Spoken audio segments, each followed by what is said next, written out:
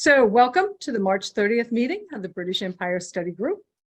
For those of you joining us for the first time, we are a group of philatelists who enjoy the social part of philately and learning. We meet online. And again, welcome and welcome to all of our normal members. We have a liberal definition of British Empire. Anything's really fair game for us. So if there's anything of interest, feel free to drop us a line and I'm sure we could fit it in somewhere. Okay, so our next meeting will be on April 13th, and that will be with Jamie Smith, and Adele's assisting him, which should be exciting. And it's on West Africa military, and that is the West African Frontier Forces. And then it's, I guess, what superseded it, which is the Royal West African Frontier Post, which should be really, really interesting. And I believe we're also going to have a little promo from a really exciting Zulu presentation that's coming up at the Royal, really quick. And we have closed captioning and language translation. So for any of you who are not native English speakers, because this entire program is in English, I think we don't translate you, which is British English, but can we translate it into New Yorkese? Yeah, it doesn't do that. I'll have to put in that request, but you could do Canadian. That. Canadian also. That sometimes stumps me, but so you could just put on the translations, and that will work for you if you want to do that. And we have the closed that also does the closed captioning. So here's me just playing around with the closed captioning. I am going to turn this over to the show at hand because that's what you are here to see. And again, thank you very much for joining us. So Rob, if you could please introduce our guest this evening. Thank you, Joan. Good evening. The British Empire Study Group welcomes you to a candid discussion with Stephen Zirinsky and Hugh Jefferies. Hugh is the editor of the Stanley Gibbons Catalog, the premier stamp catalog of Great Britain and the Commonwealth. After our last presentation with Hugh and Steve, we were swamped with requests to have them return to explore other areas and stories from Hugh's 48-year history with the Stanley Gibbons firm. Steve and Hugh will discuss the catalog, its role in philately, and Hugh's unique perspective on the future of the hobby. Please note that Hugh's speaking with us tonight as a friend and not as a representative of his employer. Steve Zirinsky brings his unique experience with discovering and listing new finds to probe Hugh's vast editorial knowledge. We're genuinely delighted this evening to have Hugh and Steve return. A little background on our presenters this evening. Hugh Jefferies was born in Berlin in May of 1948. He joined Stanley Gibbons in 1975, and in 1988 became editor of the Gibbons Stamp Monthly. In 2003, he became the editor of the Stanley Gibbons Catalog. He has since retired as editor of the magazine, but continues on as editor of the catalog. In 2015, he was made a member of the Order of the British Empire for his services to philately. Hugh is a trustee of the Bath Postal Museum, a fellow of the Royal Philatelic Society of London, and a member of the Ferndown and West Moors Philatelic and Postcard Club. Stephen Zirinsky has been involved in philately since he was 10. It started on the day his father dropped several thousand stamps in his lap and said to him, "Sort these." Steve's now 63 and a full-time architect with his own practice, working and living in New York City with his wife, Paula, son, Ethan, and Buddy the dog. Steve's a member of more than 20 philatelic societies.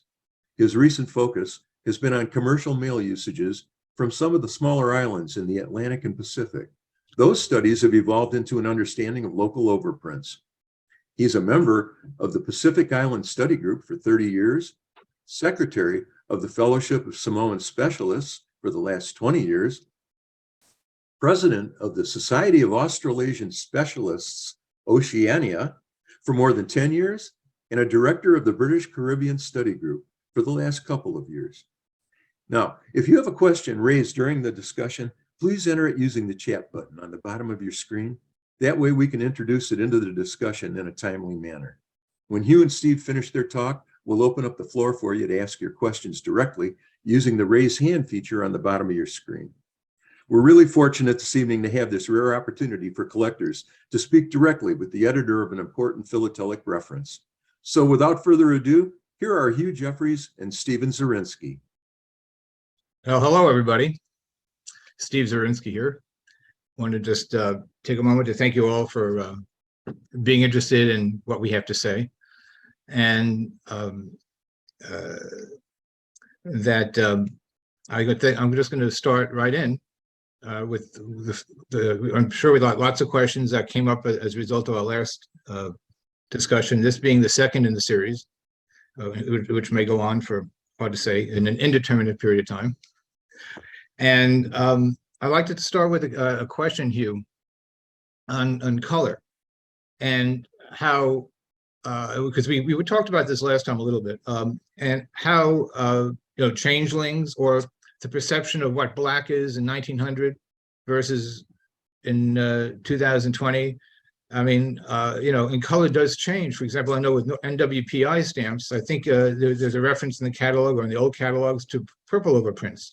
So they've all gone black now. But at one time, there's a differential in pricing. I mean, if you look at my hair, at one time it was all dark brown. Now it's gone gray. So, so I've changed over time. So I can't imagine stamps being any different. You, on the other hand, I know you've always been gray. You've always looked like this.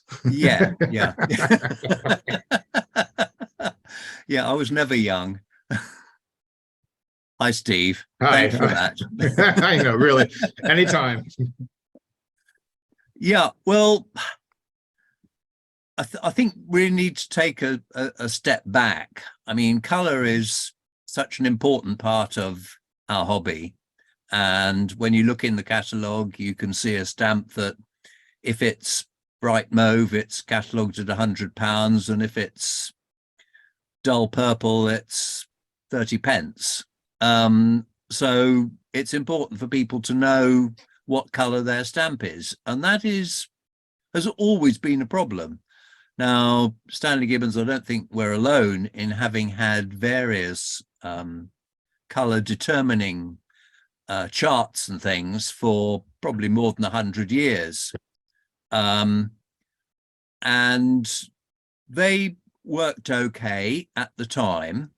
But in 1973, we produced the 200 color key.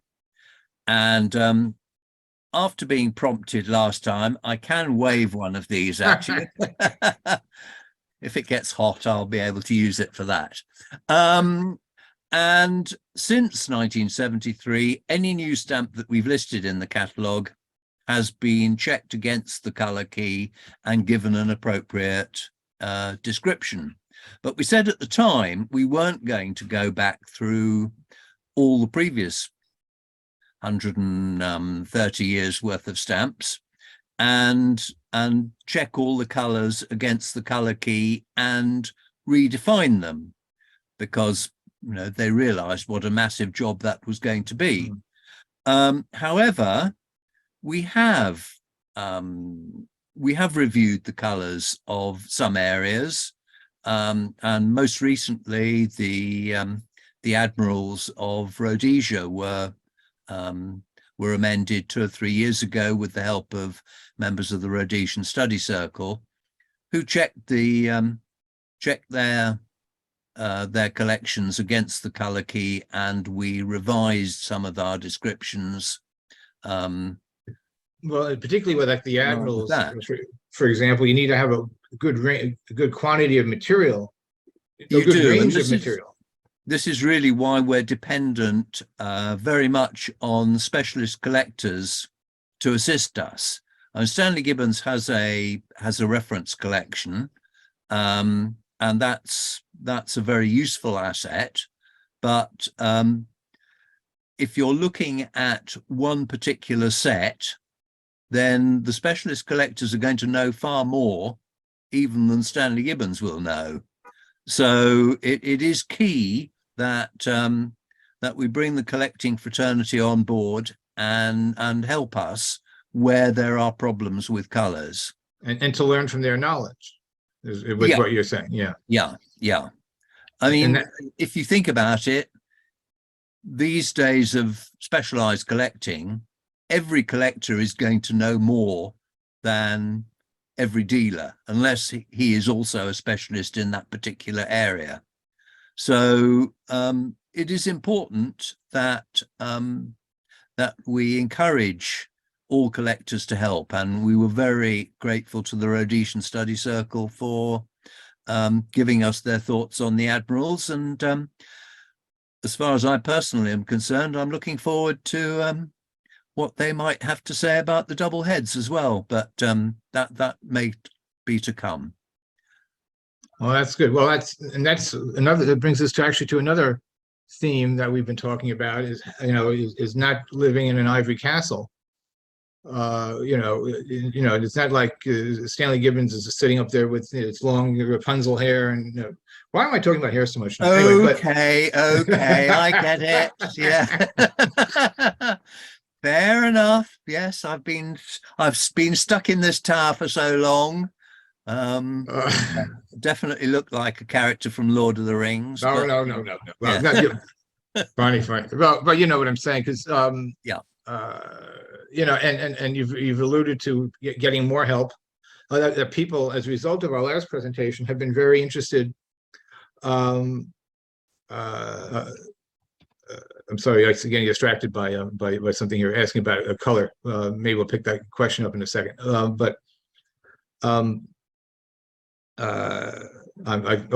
kind of lost it. I'm sorry. Okay, well, can we perhaps dip back to this bit about the Ivory Tower? Oh, sure. I think yes. is probably where what my approach as a collector.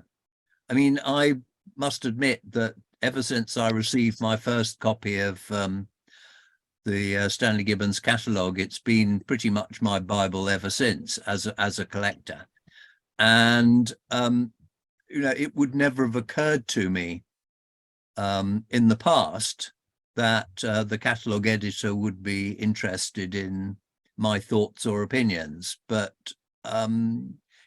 that's not the case. No, we are, it is important that we not only have good contacts with specialist collectors, but less experienced collectors will also have useful input. So that if, for example, they say, well, I don't quite follow your listings of Kelantan or something like that, and it's not clear enough, then we can have a look at that and review it. The thing is that the catalogue, I suppose, has been well, up until now, it's been edited by experts who've had lots of stamps to handle and study, so they know what they're writing about. Then I came along and changed all that, because really I've never been in a position to handle lots of stamps. I've got my own collection, but that doesn't mean that I've sorted thousands and thousands of Cape triangulars, which my colleagues in the Strand probably do have that experience.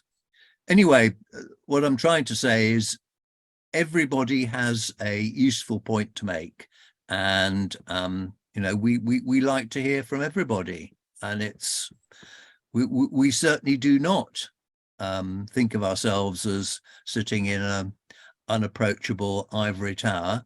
The more the merrier. I would say one slight rider to that is that there is only one person in this tower. I haven't got a vast army of minions, so if everybody swamps me with questions on the same day, I'm going to have a few problems. But have a go. But you got some good information, I think, from the last meeting on South Australia departmentals. I really did. Yes, somebody asked the question as to why we don't list the South Australia departmental officials.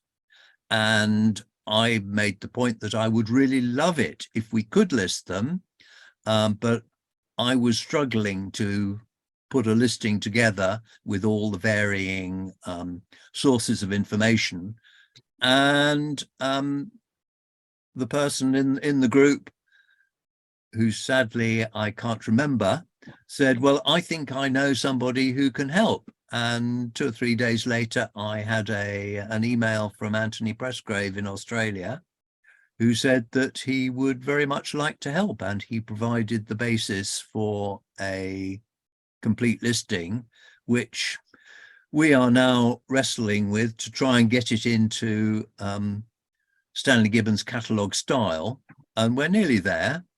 And hopefully in the next edition of the catalogue, it will all be there, and it's going to be quite a large section.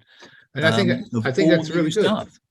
And I think it's really good. And I think that for those who are listening now or look at this later, I would like to encourage them, if they think there's something that should be listed, to reach out. And I think at the end we have Hugh's. I think at the end of this we'll have Hugh's information, so you can always contact him by email. It'll be at the end of this presentation. I should perhaps just say that we're not going to say everything yes to everything. I wasn't. Fair enough. I wasn't applying that, but yeah, okay. Yeah, there are slight issues. I mean, the Empire, the Commonwealth catalogue is a general catalogue for the general collector, and it's not really supposed to be a specialized catalogue. And we need to be very careful about trying to put too much information in. Some people already find it hard to follow and confusing and want something more simplified. Yeah, I'm sorry. There needs to be a balance. Yeah. But we will always look at suggestions, and we may see a way that we can handle the subject within the criteria that the catalogue tries to follow. And I'm going to go back a little bit to because I saw someone's question come up before about lighting. When you look at stamps, what kind of lighting do you use, and how do you? Is it written as such in the catalog? You're supposed to look at it in daylight or in fluorescent, or so or how do you gauge? How do you do that? There is a note somewhere that you are supposed to use a north-facing light, and not doing much good at 11:30 at night here, but my little study faces north, so it's perfect. But that's in the northern hemisphere. That's true. Yes, I don't know what the rule is in the southern hemisphere. I think it'd be the other way. It's probably the other way. Yeah, I hadn't thought of that before. Anyway, yeah, you are supposed to try and have good natural daylight, and obviously, there are daylight bulbs that can simulate that, and that is important. It's something to think about. We've got a question about explaining the policy at Stanley Gibbons for adding a new listing in the GB Specialized, like new shades. How does that go about? Okay, well, everything needs to be assessed. So the first thing to do is to use the email address which is given in the catalogue, which is basically the catalogue editor at stanleygibbons.com, and that will go to the appropriate person. So in the case of the GB Specialized catalogue, it will go to the editor of that catalogue, who can then explain what would be necessary. Sometimes it may be a matter of a particular specialist certificate being required. Sometimes the editor may need to have a look at the stamp, or it could be sent to the our specialist department at the Strand. Sometimes, you can just have a look at a computer scan, and you can tell all that you need to tell. And a lot will depend on the potential scarcity or rarity. I mean, the danger would be to look at a computer scan and say, yeah, I think that's what such and such is, and that's a unique item and it's going to carry a 5-figure sum. You can't really do that on the basis of just seeing a computer picture. But the first thing to do is approach the relevant editor and see what they have to say. As far as the GB specialized catalogue is concerned, shades are a problem, in that in some values in George V or Edward VII, there are already a great number of shades, and most people have a lot of difficulty identifying them. If you're okay if you're a specialist and you've got lots of reference blocks, and you can be confident that the colors of the stamps that you have are true. But you've got to remember that there are also going to be individual collectors who've just found one used stamp in their great-grandfather's stamp album, and they want to know what that stamp is. And if you then show them 15 or 16 different shades of brown for the George V penny halfpenny, that's not going to be very helpful.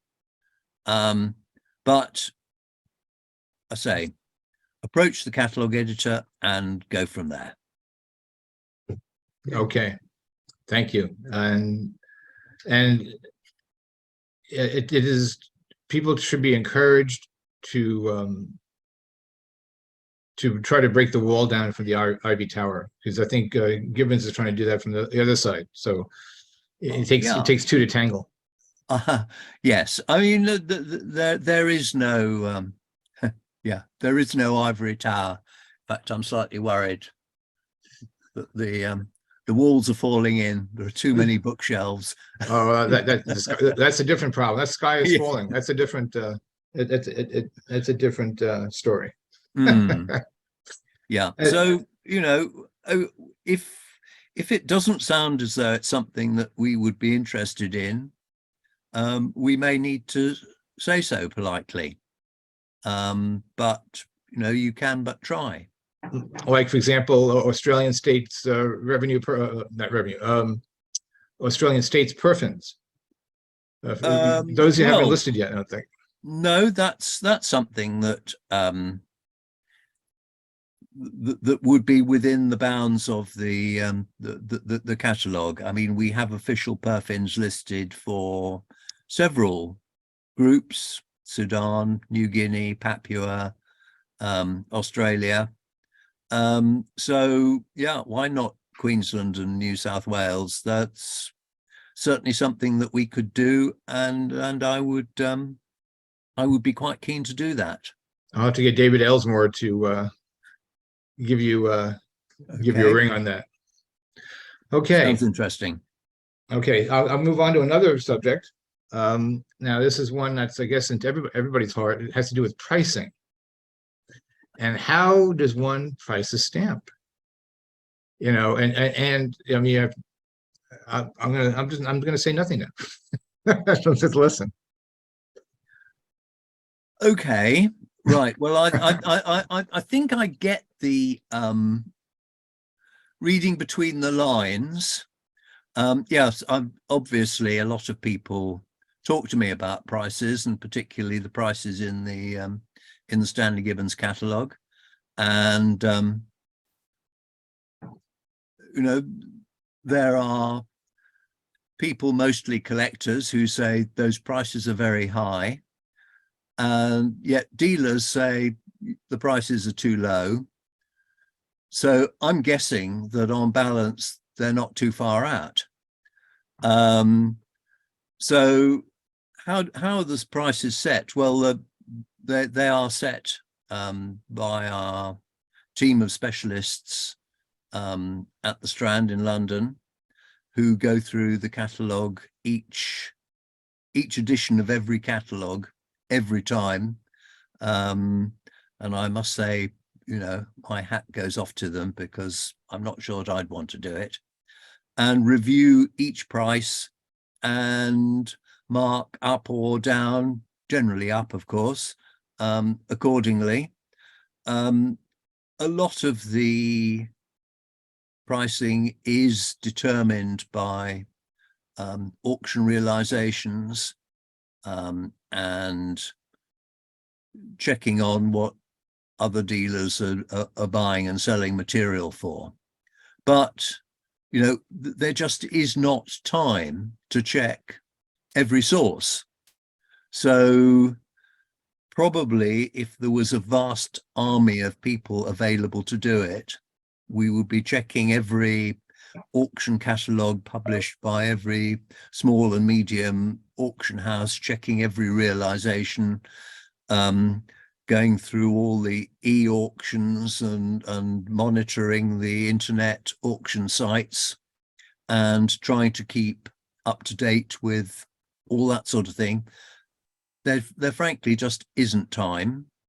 So, but even so, you know, a great deal of work gets done every year. And as a collector, I always look at the pricing and think how clever they are to know, you know, that the $1.20 is actually much scarcer than the $5, and therefore set a higher price on it. Or, you know, the 35 cent is really quite common unused, but I've never seen a used one, and the pricing reflects that. And it is obviously, you know, a great deal of experience goes into it. And the fact that the whole world, I suppose, respects the results of that work, because all the major auction houses quote the catalogue price, don't they, in an effort to ramp up the bidding a bit. So, you know, it does meet with the respect of the philatelic world, and sometimes we find that we're wrong, and a stamp sells at auction for twice what it's catalogued at by Stanley Gibbons, and sometimes it sells for, you know, considerably less. But that's what keeps the market active, and prices can go down as well as up, as they always are supposed to say in certain advertisements. Well, you're right. And you'd mentioned to me that some collector had said, well, you know, there's I've never seen this stamp. You have it priced at 20 quid or whatever it was. And Yeah. Tell that story.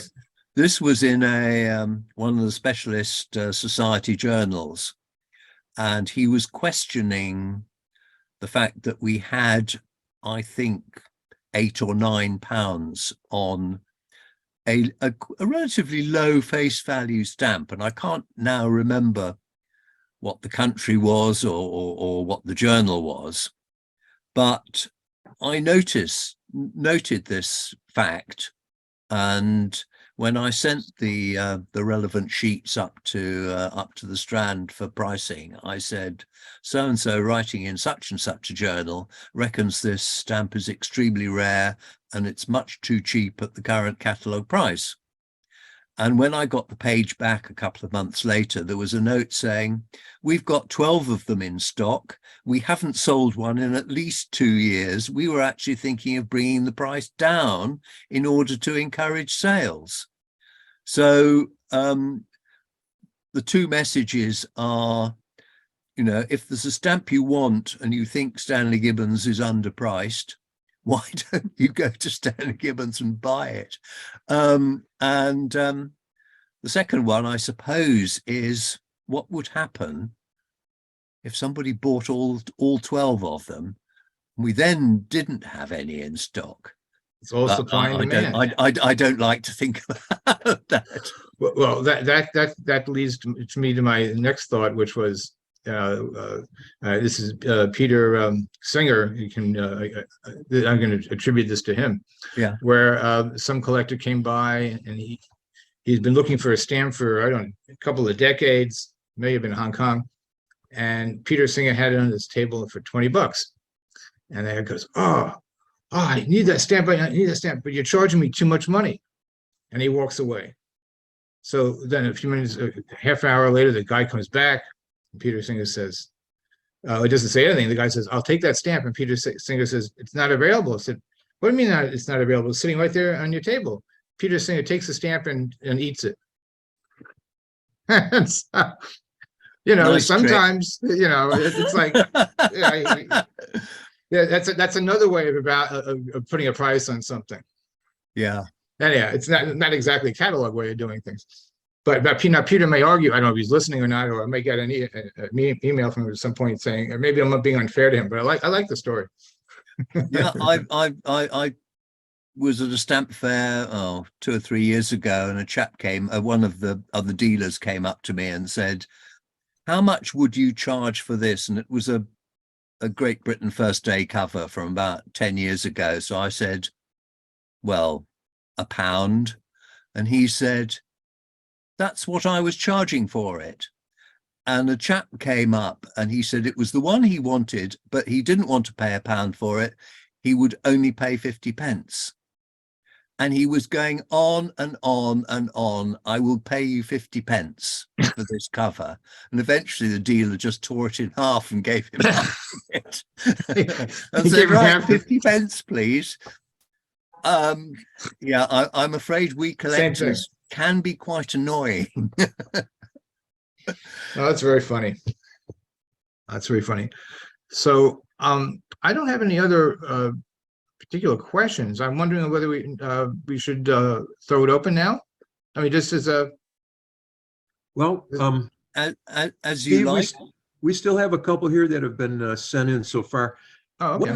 What historical idea led Stanley Gibbon catalogs to often use stamp color as the determining parameter for your main catalog numbers, as opposed to other catalogs where colors mostly define sub numbers?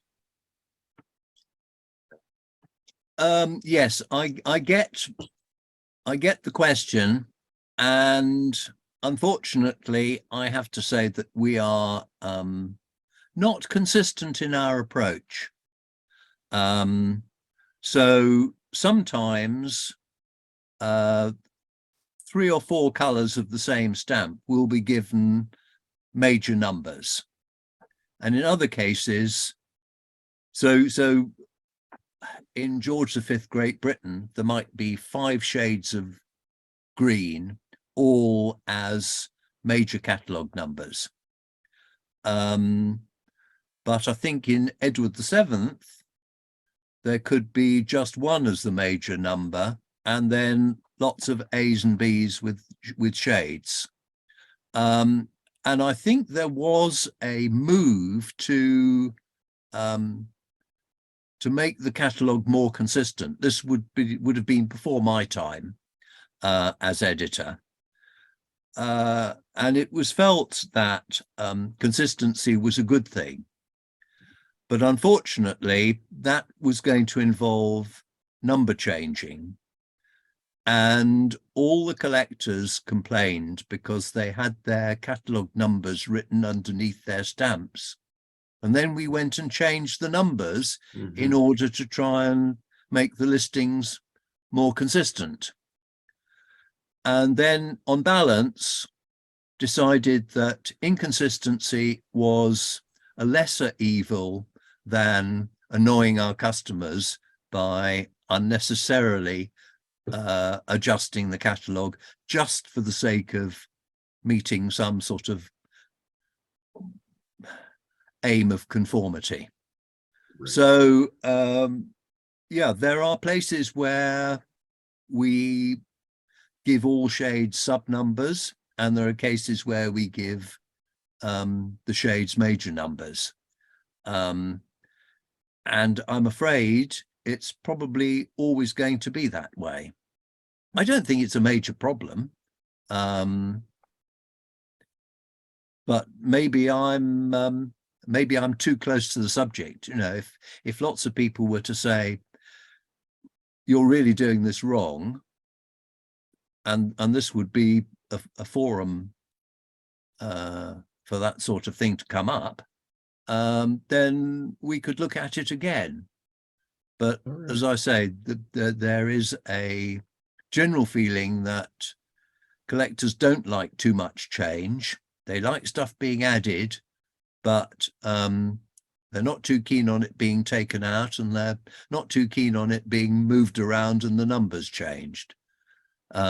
So that's I think the situation as far as I'm concerned. But I'd be interested to hear any thoughts to the contrary. All right, Hugh, one last question before we open it up. Actually, we've been asked this one twice. Can you give us any insight into when the Great Britain Specialized Queen Victoria Volume 1, Part 2, you know, for the surface printed issues is going to be published? Wow. Frankly, no. I mean, it is being worked on.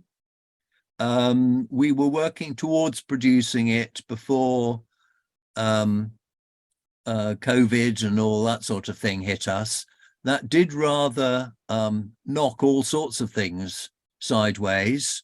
A number of catalogues weren't produced. We all disappeared into our burrows, and I'm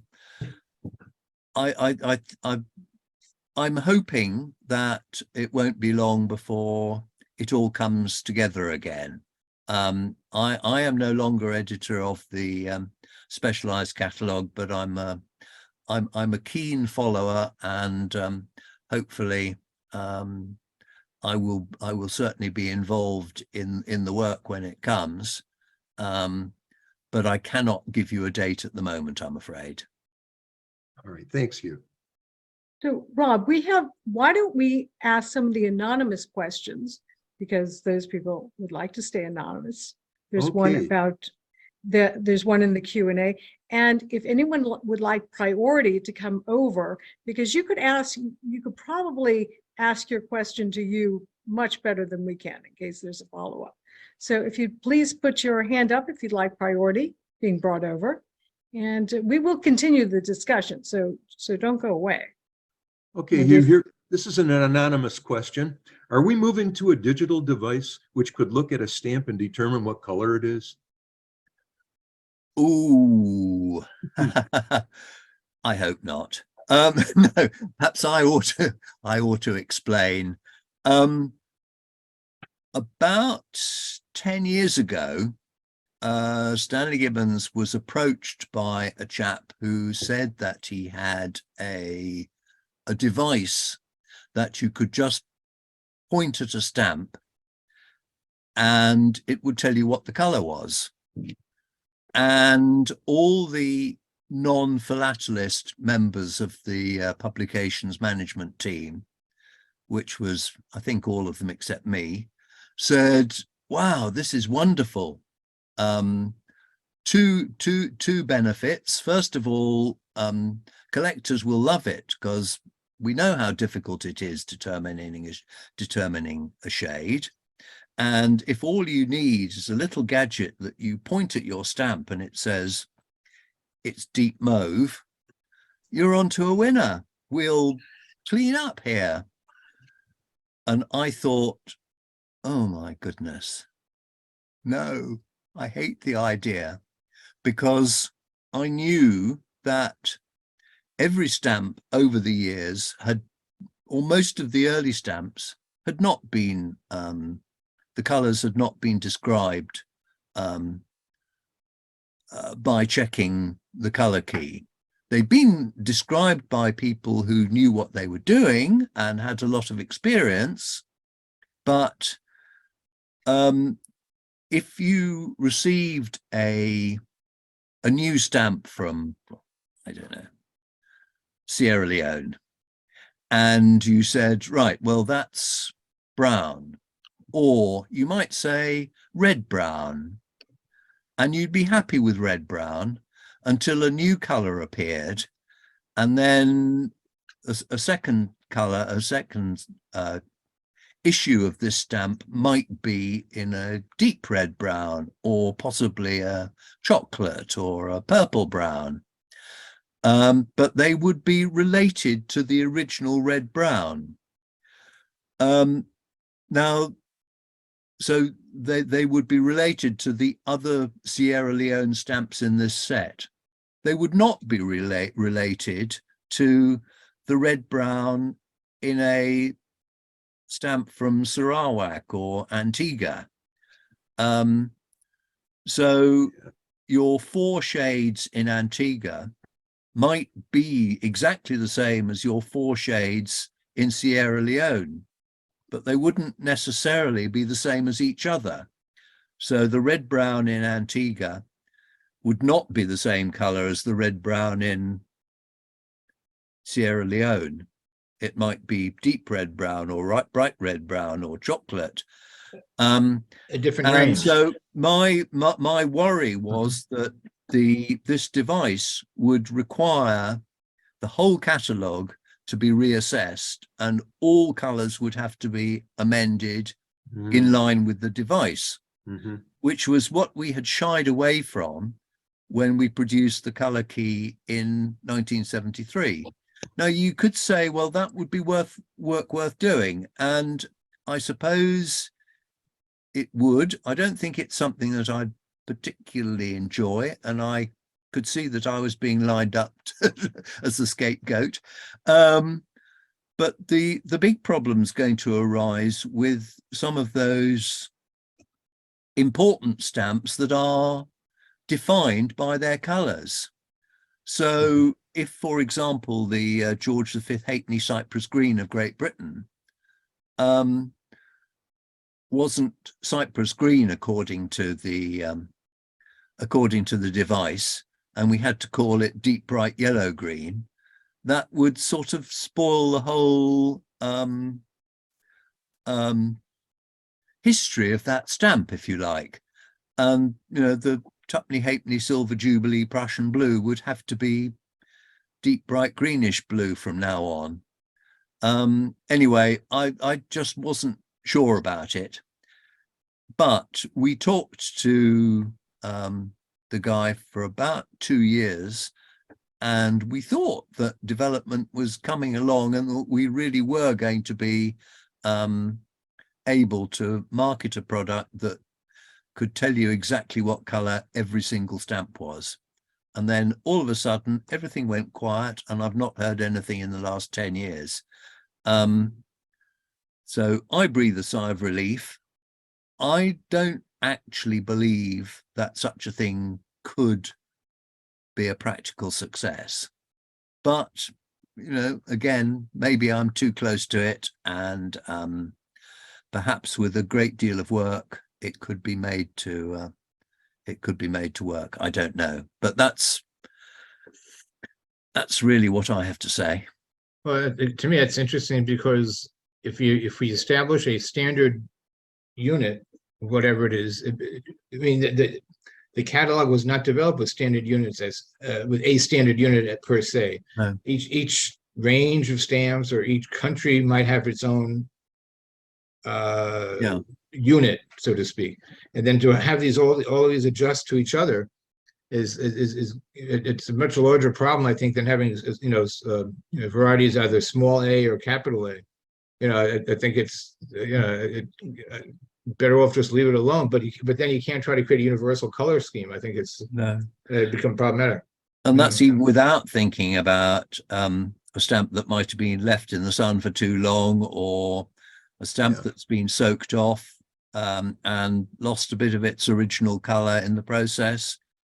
It's not going to be the color that it was originally. All sorts of issues arise. So I don't know. I'd be interested to know what other people think. Sorry, I have to remind everyone, when I promote you to panelists, you have to accept. because if you don't do that, they won't bring you over. So you don't have to worry about it. You're here. But those of you who are coming over, just say yes, and we'll get you here. Hugh, one last anonymous question. I Can have a question for Hugh. Obviously, there's all sorts of trouble with color and varies and measure it scientifically and get wavelengths of everything. But who can access that? I have another different question. How do the Gibbons prices match up with the prices that you see in the other catalogues available, such as Nickel and Scott catalogues? As far as the Commonwealth is concerned, and that's the catalogue that I edit, so I'm really only able to comment on that. They aren't. We do not check other catalogues for, or we don't check the major catalogues. For certain countries, we might check more specialized catalogues. So we would probably look at, for example, the Campbell Patterson catalogue of New Zealand. But we don't generally check Mickle or Scott for British Commonwealth prices. We tend to believe in our own trading experience. That's a good question. Well, I hope it's a good answer. Well, and that too. Yeah, fair enough. Hello? Len, you have a question. Realistically, that the only people who charge, or the only group that charges Stanley Gibbons catalogue prices are Stanley Gibbons. Most dealers at stamp fairs charge anything between sort of 40 and 60%. Whereas if you have an exchange packet, it's really down to 20 to 30% of catalogue prices, because everybody uses your prices as just a guide. You don't expect people to pay them, apart from when you go to Stanley Gibbons and say, I would like that. Well, yeah. So are you asking me to justify No, not at our all. prices, or are you just making an observation? I was making an observation because I'm sure there's an awful lot of people that don't appreciate that the prices in your catalogue are the prices that you charge to sell your material. Absolutely. Yes, they are. I think the catalogue performs two functions. It is Stanley Gibbons' price list, but it is also our reference work. So and when I say our, I don't mean our Stanley Gibbons. I mean the whole collecting fraternity.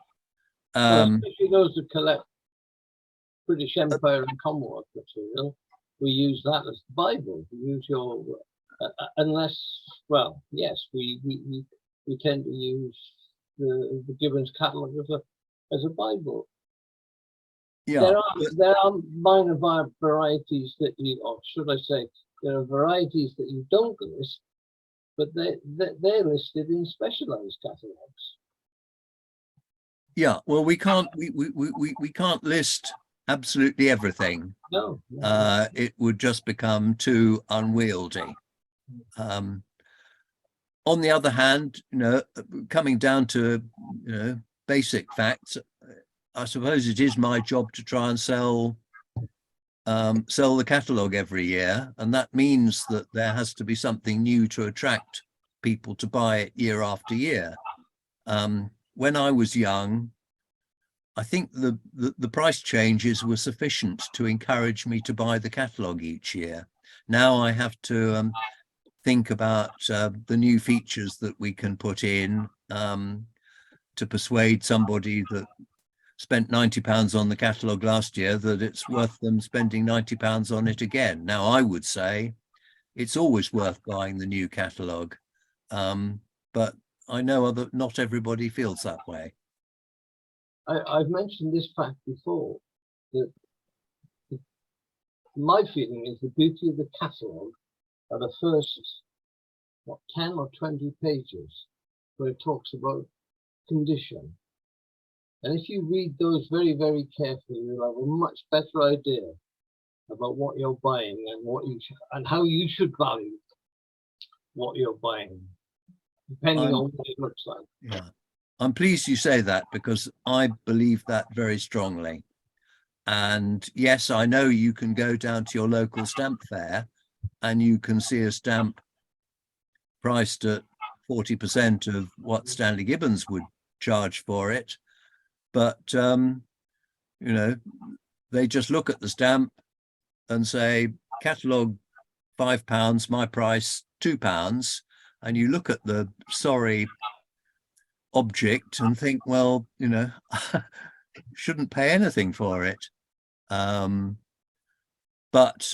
you know, condition is, as you say, vitally important. It's it is key to everything these days. I don't think it always has been so much, but it's becoming more and more so these days. But I also think if you collect revenues, which is something I deal in, you know, it's the stamp could be pretty grubby, but it might be the only way you're going to get it. So it's like you don't, you know, I think revenue collectors are a little less concerned about a lot of the about condition. Although, of course, a pretty stamp is nice, but then that could just be waste paper too. Yes. You know, well, there is a certain British Guiana stamp that I've heard of it. Doesn't look all that nice. I've heard of that stamp. So. It's the same for those of us who engage in plating projects. We'll take anything because it might be the one that we need. Yeah. Fair point. Len, Okay. did you ask your question? I didn't hear you. His hand is up. Yep, I just unmuted you. I think you're unmuted. Hello, Hugh. Hello, Len. Good to see you. Thank you. Good to see you. I've made 2 points, if I may, about colour. The first thing is any device that tries to detect colour would average the colour over the detector area, which means that a densely printed line engraved stamp, for example, would come out as a totally different colour to a densely engraved printed from the same ink on the same occasion. So any attempt to detect colour by machine is, in my opinion, doomed to fail. The other point is, I think we all probably have issues from our own country where it would be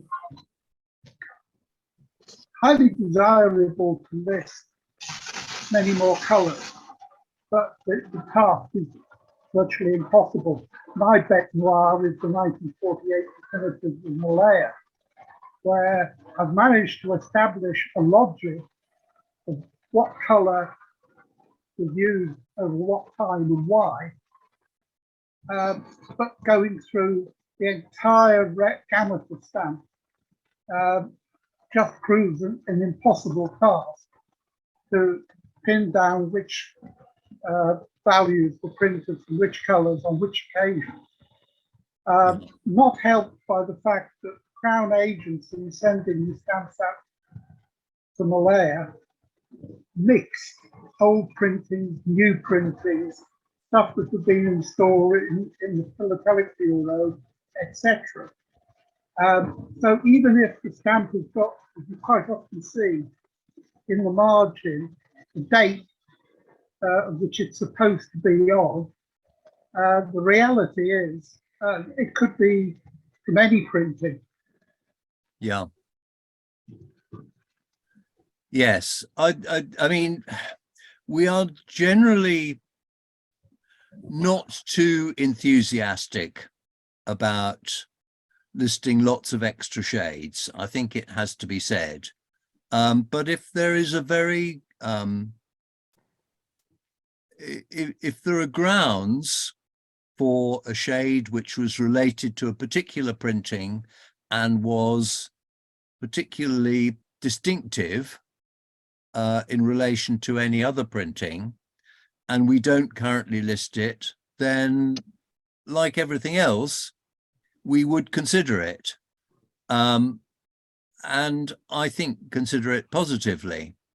But what we wouldn't want to be doing is listing 5 or 6 different shades for every one of those, however many Malayan state sets there were between 1948 and 1951. But I know a couple of additional shades went in last year, based on what seemed to me good sense. So, you know, my mind is not closed to the suggestion. Good What, standard. what Lynn was saying that brings to mind, to my mind, is that, you know, you make print stamps, the printer has printer's logs, you know, 6 or 7 different stamps, and then they all get shipped over to the post office, and they all get shoved into a heap, and they all get mixed up in an organization. But just because it got printed, you know, I don't know, 46 doesn't mean it doesn't get, the 46 printing might get used after the, you know, after the 48 printing, because it's just, you know, no one's paying any attention. And there's a lot of that, I think, that goes on. Well, the Crown agents used to do this all the time, because they would, a new printing was made, they'd ship a proportion out to the colony, and they keep a proportion in the UK for the philatelic trade. And then if there was another order from the colony, they might make part of it up with the surplus that they had left over from their UK stock from the previous printing. So, yeah. And a lot of that very can be difficult job to sort it out, even when notes have been kept, and we know what the printings were, when they were, how large they were, and we can identify what the colors were. You know, it's still going to be a nightmare to come out with real facts. I mean, it gets the specialists really going. I know in the Falkland Island study group, you know, there's a lot of conversation about, you know, the imprint numbers, you know, plate numbers, because sometimes they're in sans font, sometimes they're with font, you know, it's, so it's, you know, the deeper you dive, there's more to, in any one thing, there's more, the universe expands. Quite, yes. Which is why, you know, people who used to collect the whole Commonwealth are now just collecting the 1938 definitives of the Falkland Islands and finding that extremely fulfilling. Exactly. But it doesn't help me sell Sell catalogs. anything, yeah, no. Ed Grabowski here. I'd just like to make a comment on the continuing discussion of color. Maybe next time when we come around to color once again, which I'm sure we will, I think it would be good to have an expert in the analytical techniques relative to color. You know, there are a number of problems. The first problem is there are inorganic inks, and then there are organic inks, and they behave very, very differently. There's X-ray fluorescence, which is very good for inorganics. There's surface UV vis, and there's surface IR near IR that are good for all inks, but particularly organic inks. Then you have to bring the process of chemical aging and then excipients that are added into the ink. Fortunately, I've spent most of my life collecting postal history, so I haven't had to address the color issue except for the really major ones where our eyes in reasonable light are perfectly good vehicles for determining the shade. So I just haven't encountered that problem. But I'd recommend that we get somebody who's a real expert and has maybe published a little bit in the field using these techniques and what they've been able to determine. We I could think perhaps a program like that, yeah. The comment from Hugh about this mysterious fellow who had this simple device, which was to tell you the shade right off, I think that's pure bull. And what we need before that can happen is the same sort of development that created the iPhone that I have sitting right next to me, which started in 1962 or 59 or something with the American space program, okay, when they started pushing on this miniaturization. I mean, you'd really have to have one device to have all of the techniques, and there may be other ones. So I next time we come back to this, let's have somebody in this area along the way, okay? Okay. Ed, do you have any Thinking. recommendations? No, I don't. The only one I really know Oh, of Leonard. is Gene Hall from Rutgers, who's the guy who basically started all of this. He's an analytical chemist at Rutgers University. And in addition to doing his own chemistry at Rutgers, he used to work for the Treasury Department with respect to bills, okay, paper money, and determining fakes using analytical techniques. And he's kind of the one that got everybody going. In fact, I think he came up with some definitive comments on the Grinnells based on X-ray fluorescence, these Hawaiian issues. I won't get into that. But in terms of the people dealing with it now, I just don't know any. But there is the analytical group in philately. Right. The name of the president escapes me, even though I know him very well. But I'm at the age where names escape me very easily.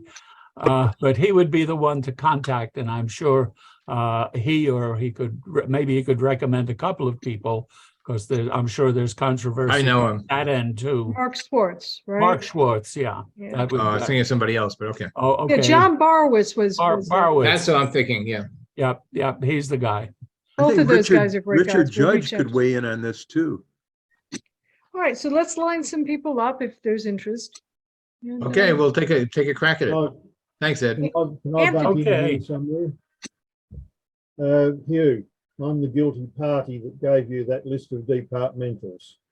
Oh, hi, thank you very much. Yeah. Well, I'm just It's limited on time. been real. I've been working on it this afternoon, actually. I'm really enjoying learning about them, and hugely grateful to you for what you've done. Thank you. Yes, I'm a bit limited in time. I'm going to have to leave shortly, but I just thought I'd butt in and just put my face in front of you so you know who you're looking at. Really nice to Who- meet who you, to blame Anthony. for it. Thank you very much. Hey, Tony. Yes. Next, Sandeep. Thank you. Can you hear me? Yeah. Yep. Oh, wonderful. Hello, Hugh. Very quick question.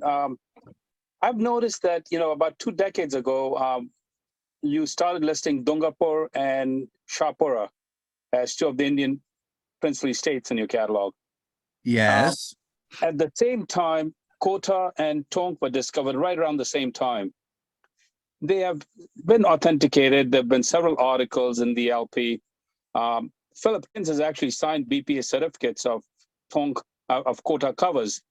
Yet, for some bizarre reason that I don't understand why these 2 states are not yet listed in the SG catalog. Oddly, I did raise this subject myself a couple of years ago because they are listed in Scott. And it's not very often that Scott has Empire and Commonwealth listings that we don't.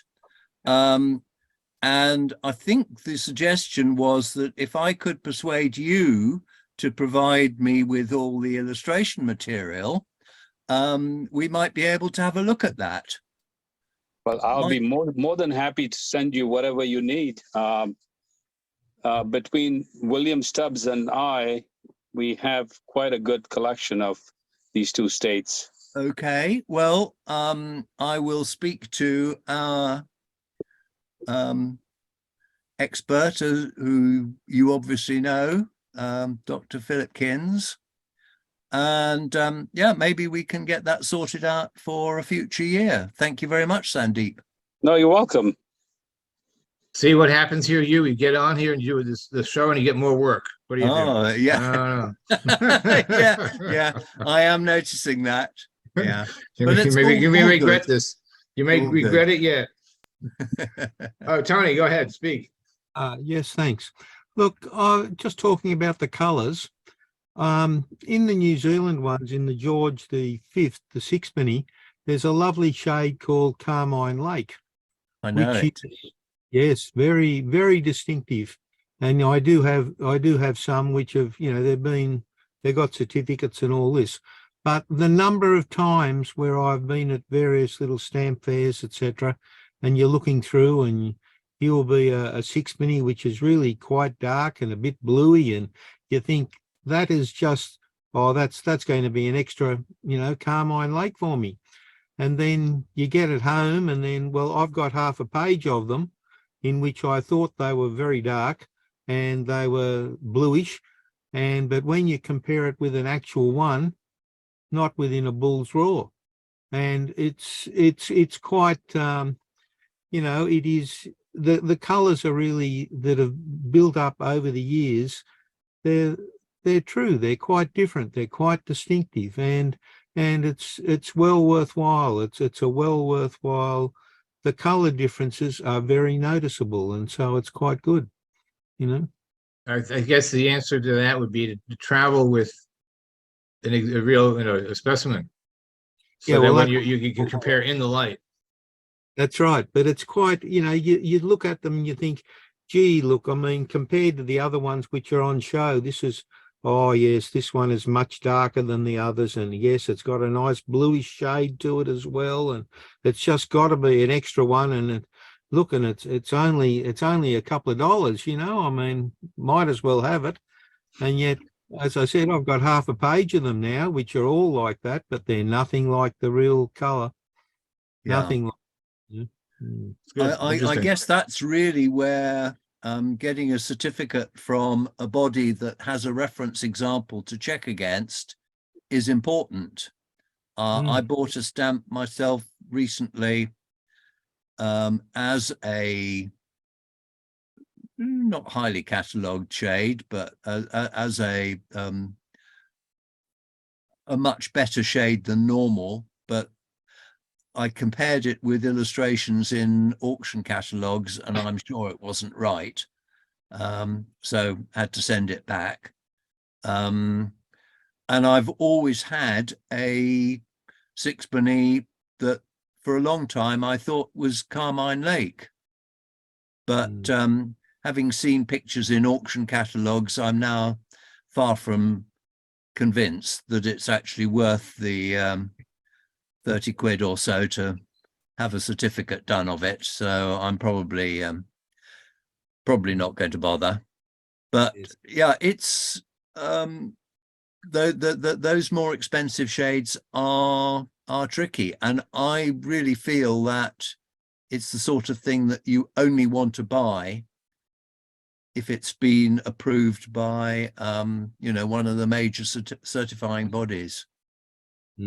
True. Chicken, did you switch logons? Sorry? Jürgen? Jürgen, did you switch logons? Did you ask me a question in the chat? Haven't.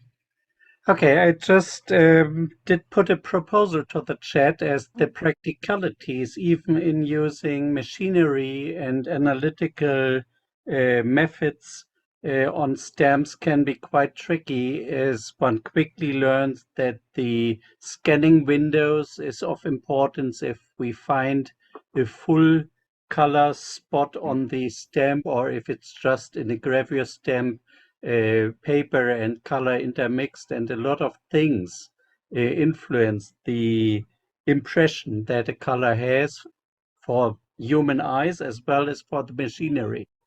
My proposal, John Barvis, was already mentioned, or we could be talking to one of the societies like the Royal of London, who have a lot of practical experience with analytical machines and spectral comparators. What they do great thing, who, for example, has been in Stockholm in 2019. They had brought their equipment to showcase it, and it's really impressive. So from practical use, one learns a lot, and I think it could be of interest to the audience to listen to their experiences. Thank you.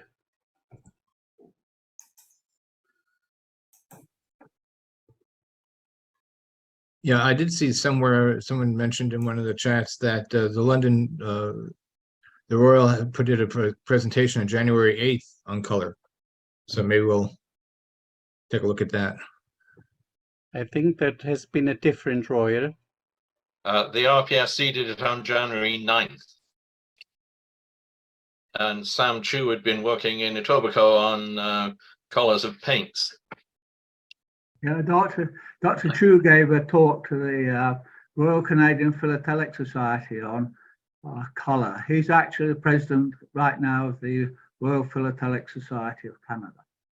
Oh, I forgot that last part of Canada. My bad. Okay, sorry.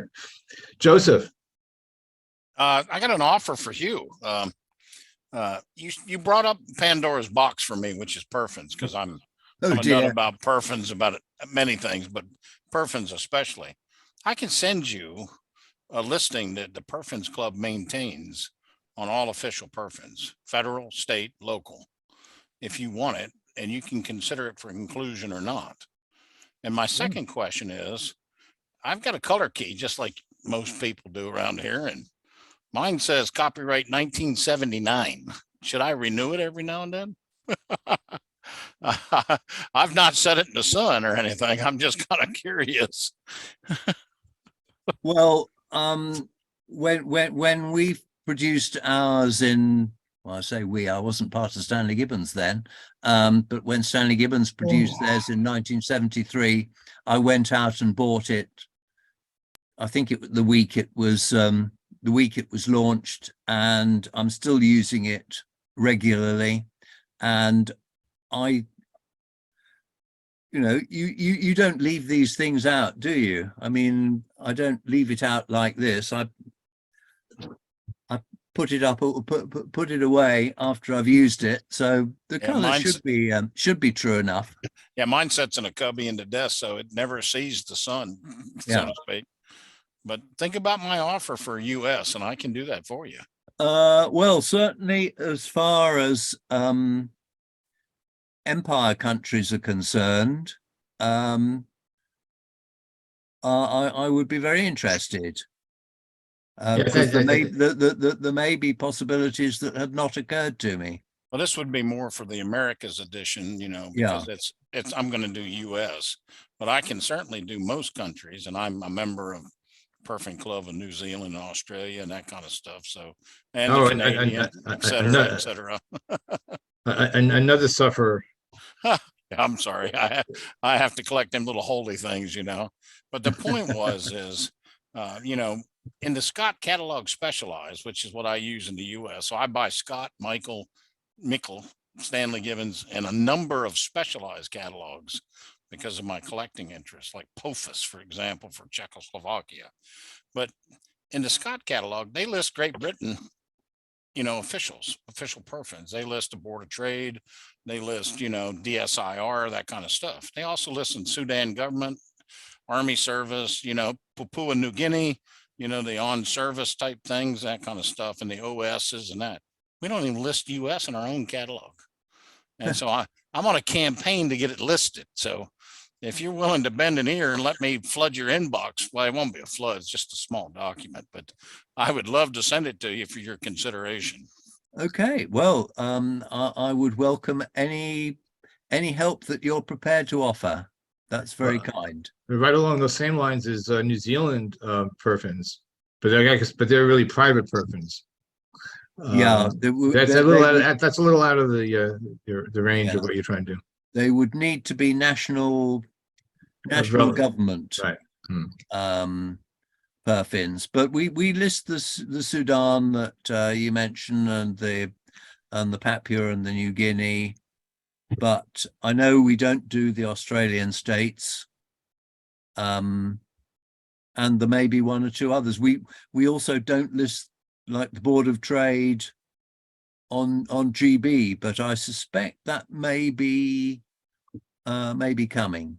Well, you kind of expanded things. I'm going to say 10 years ago, but maybe longer, 15 or so, when all of a sudden you decide to list Australia OSs and OS perfins, and then that led to the Papua as well. All that kind of happened, and so you're kind of like filling in the tub. I don't know.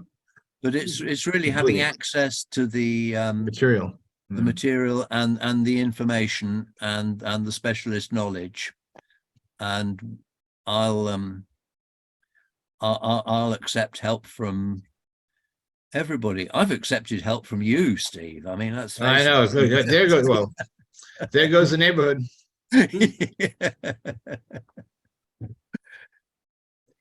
Okay, Alex. Yeah, thanks, Steve. There've been lots of worthwhile suggestions for additional catalogue bloat.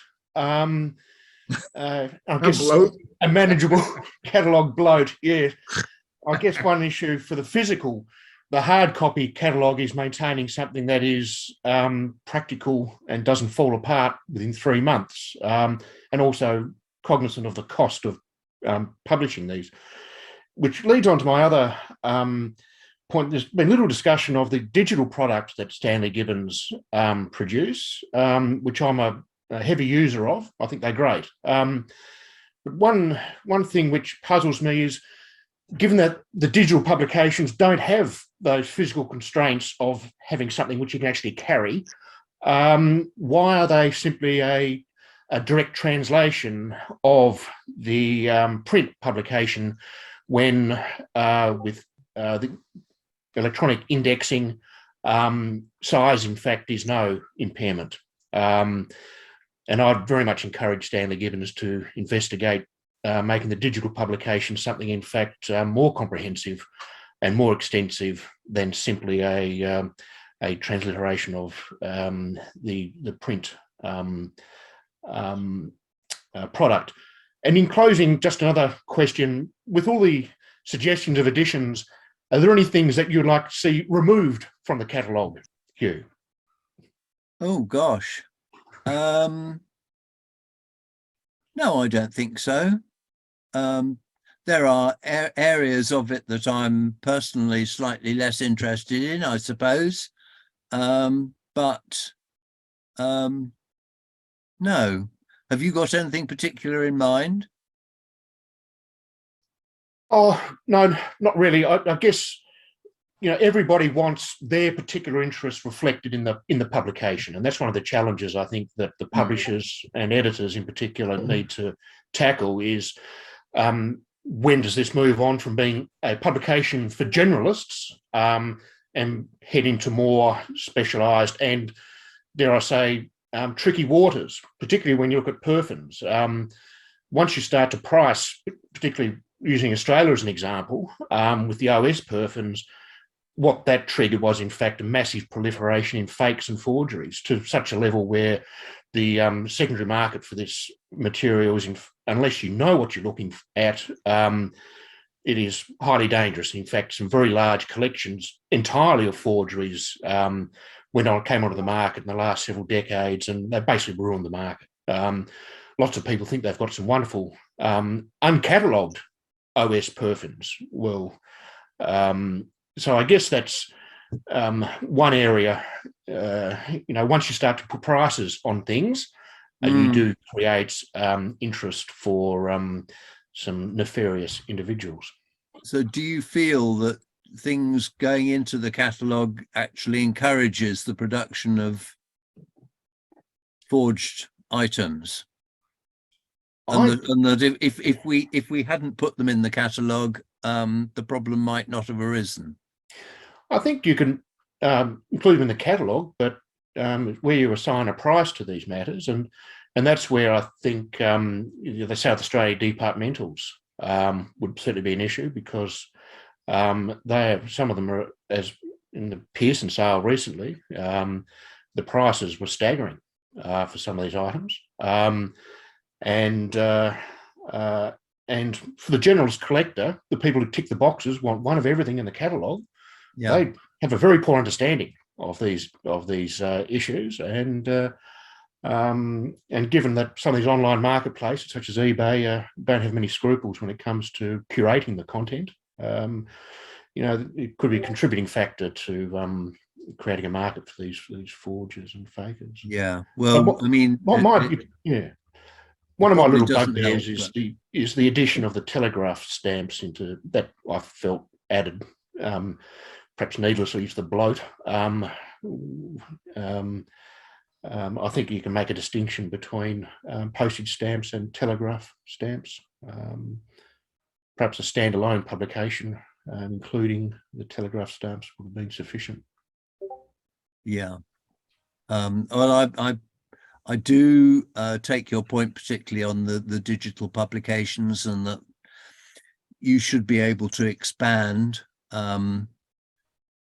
where you're not constrained by the size of it, by the strength of your binding. But I'm not sure that I'm ready for all that extra work. But no, it's a fair point, and we will certainly take that on board. Mark, just before you speak, somebody asked before in the chat how many people attended tonight's presentation. We were up at, I think, about 160 people. So at least it wasn't just you and myself talking to each other. Okay, Mark, speak. With the change in reign, I would hope that Stanley Gibbons could catch up on the definitive stamps of Great Britain. The Degham catalog is what we pretty much have to rely on for recent issues, and a definitive Stanley Gibbons catalog for QE2 would be really nice to have. You're talking about the specialized catalog here. Yes. Yeah, I appreciate that. It would be really nice to have.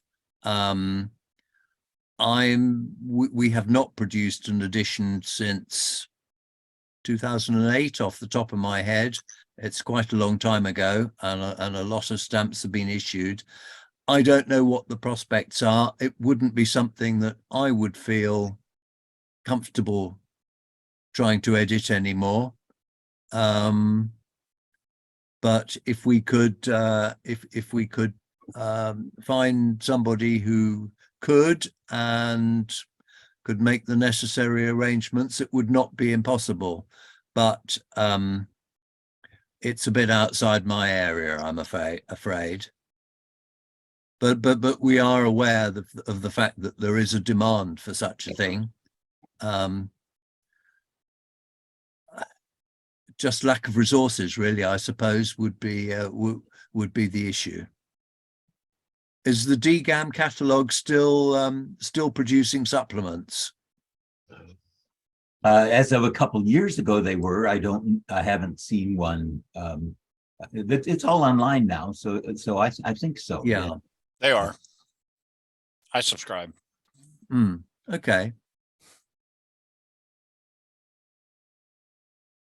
But okay, point taken. Steve, I'm going to have to leave you, unfortunately. Time's run out for me. I might just make one comment on the departmentals. if it's not in that list that I gave you, be careful of it. Because I've been through every collection I could lay my hands on. I've been through the state collection in South Australia. I've worked with Ron Butler's books. So, as I said, if it's not in that listing that I've given you, be careful of it. I don't think we're putting in anything that you have not you've not authenticated. Yeah. So, but and we are aware of the problem. What surprised me was that in the late 19th century, there were printed albums that included a square for each of the departments. So you could have one stamp of the I don't know, architecture. Yeah. All right, that's the easy one. Yeah, stipendiary magistrate. So and that there were forgeries being produced back then more than 100 years ago. Yes, they're obviously out there and available on the market now. Yes, that happened because the collectors of the day believed that every denomination was issued to every department. Yeah. And when they couldn't find them, there were people out there who were quite willing to produce them to fill the holes. Yeah. Some of them were dealers. Well, anyway, yeah, I must leave you, unfortunately. I'm sorry, but I've got my copy of Ron Butler's book right at my side, but now it seems to have disappeared. But yeah, I have been working on them earlier on today. Right. Okay, must leave you. Anyway, Sorry. thanks very much. It's Right. been really Take care, great Tony. to chat. Yeah, bye.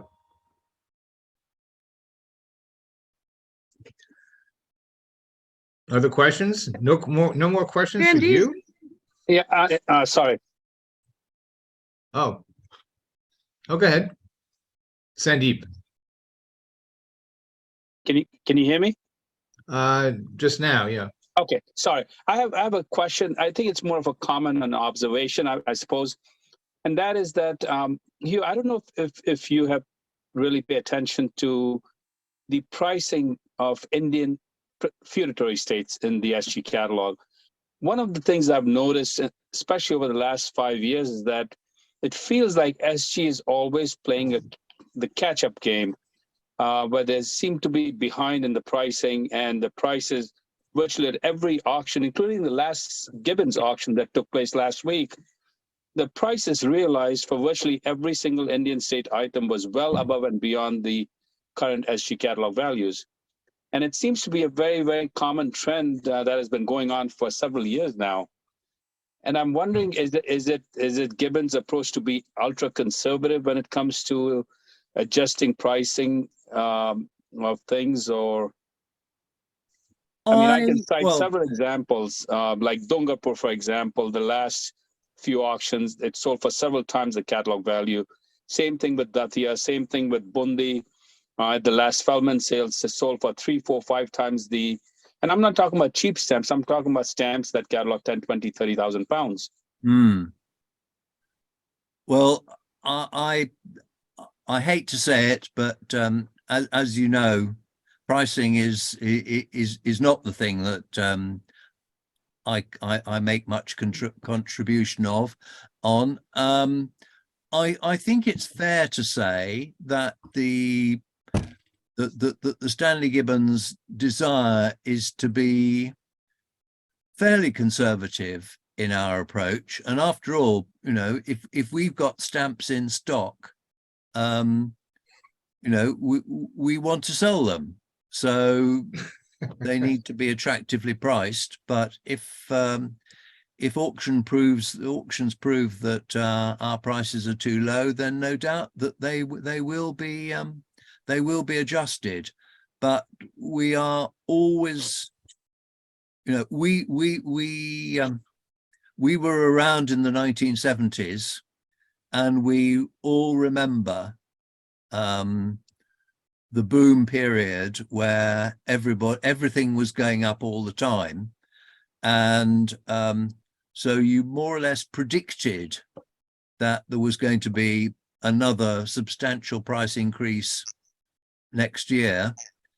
And of course, it all came unstuck in 1981 or 1982 when we produced a catalogue with a huge amount of price increases, which was published just as the market was going in the opposite direction. So I think there is a desire not to be overly enthusiastic when it comes to price increases, and to be try to be how shall I put this, careful, and not get carried away. But as I say, pricing is not my field, so I may not have the right end of the stick, but that's the sort of feeling I get anyway. Fair enough. It seems to be almost the exact opposite of what somebody else was saying earlier, where dealers are selling stamps at 40 to 60% of the SG catalog. When it comes to Indian states, it's usually the other way around. And that's what makes a horse race. I have no doubt that the pricing team in London would welcome any comments and suggestions. I would be more than happy to. If you feel strongly that particular states are underpriced, they could well be interested in hearing about it. Yeah, it'd be very easy for me to forward the data from the various auctions to point them in that direction and show them what the realizations of a lot of these better items are. Well, obviously, I mean, we did hold one such auction ourselves only a week or two back, didn't we? And if I don't know if you paid attention to the results, but they were fantastic. I mean, as expected. So I believe. And so it takes a little while for the catalogs to catch up, to the prices. Catalog can't be ahead of the prices. Well, we wouldn't want to be, So- but the catalogue will be published in September, and no doubt the prices in the recent sale will have been taken into account for the 2024 edition in September. Okay, Rick Horton. Thank you. I'd like to say my long-term observation is that a postage stamp has no intrinsic value. It's a piece of paper, very old. What gives it value is supply and demand. And that's the important thing there. And auctions, I've seen auctions, if you have several people that really want something, the price goes up high. And I've been at other auctions where the same material is there and the people aren't there that want it, and so the price is a lot lower. I know dealers, if you're going to sell them stamps and they say, hey, I've got customers that'll buy this right away, they'll give you a good price and they'll make a quick turnover. But they might look at the stuff and say, it'll take me months to find anyone to buy these stamps, and so the price gets much lower. And so that's, I think, the problem with the catalogs is you find something, but it comes down to a question of what is people willing to pay for a stamp?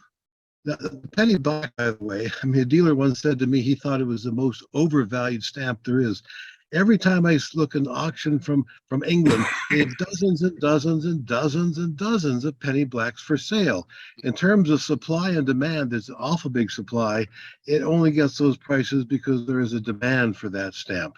And other stamps wouldn't get it. So that's my observation. I think the catalogs have got real trouble because it depends on who the buyer is, what the value of the stamp really is. It's a fair comment.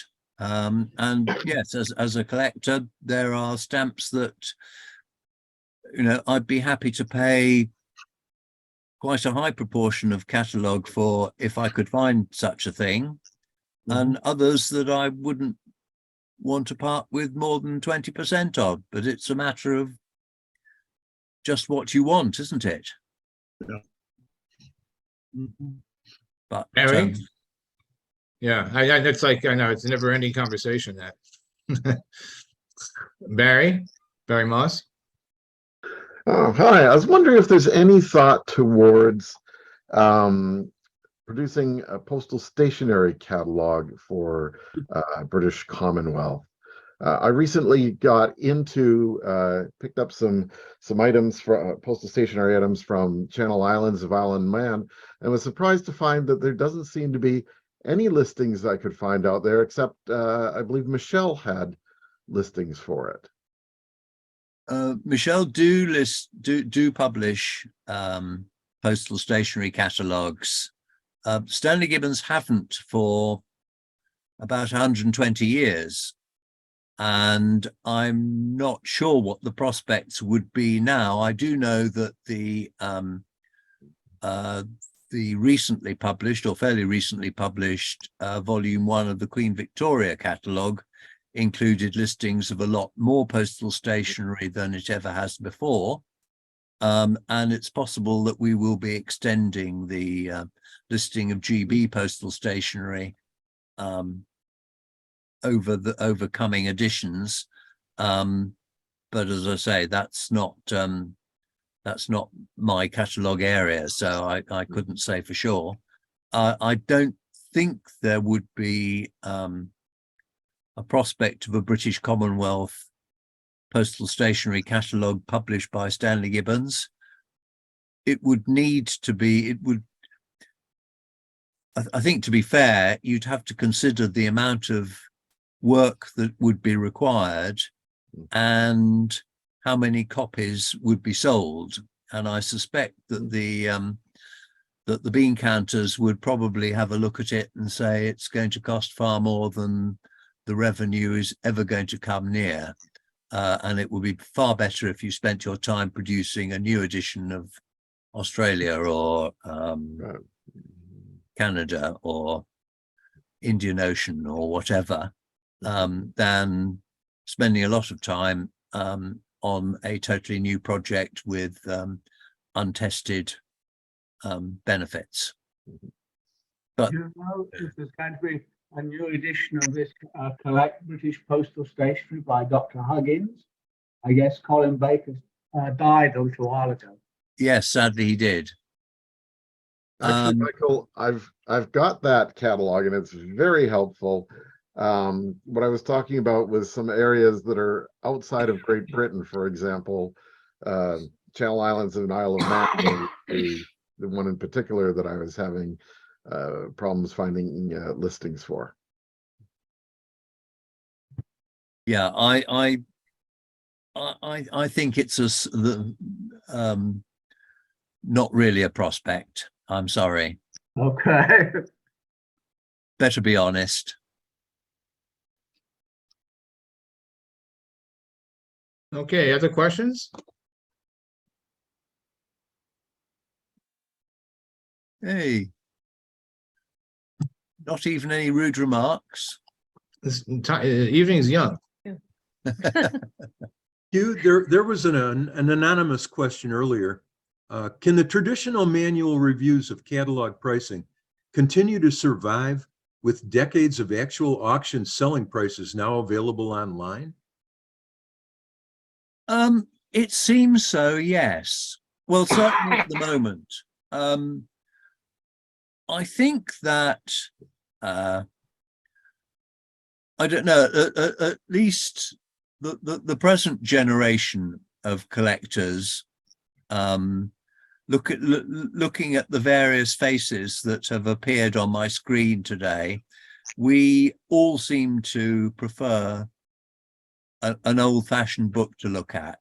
I mean, you can call up the same catalogue on your mobile phone very easily, but as far as I can tell, everybody still wants books. How long that will last, I don't know, but I suspect it'll last past my lifetime. So the option of studying the old traditional book that you've used all your life rather than going online and trying to check what sale prices might have been achieved. Certainly, I don't see any diminishing in demand for what we're doing at the moment, but we've got to be aware that it might happen. One of the things that I find interesting is that we've been talking mostly about classical stamps, meaning things that are more than 25, 30 years old. But I think one of the hardest areas right now is the modern scene. The last couple of years, a lot of countries have had no international flights because of COVID. And the Marshall Islands, you closed down for 3 years. You couldn't get in, you couldn't get out. That's a long time. But a lot of these countries, they're, because the philatelic bureaus don't exist anymore because there's no customers. That any stamps that get made in a much more haphazard manner. Maybe it's not haphazard, not publicized manner. That's probably a better phrase. And I think it's a real challenge to keep you apprised. Going back to what you're saying about me before, keeping you apprised of what's really going on out there. Because one could easily walk into a post office in a country and find things that no one has seen. It's just the way it is. I am jealous of all of my predecessors because they would have they would have had access to philatelic bureaus, efficient marketing departments working for post offices, explaining exactly what was being produced, because after all, they wanted to sell it to collectors. So the gathering of information was pretty easy.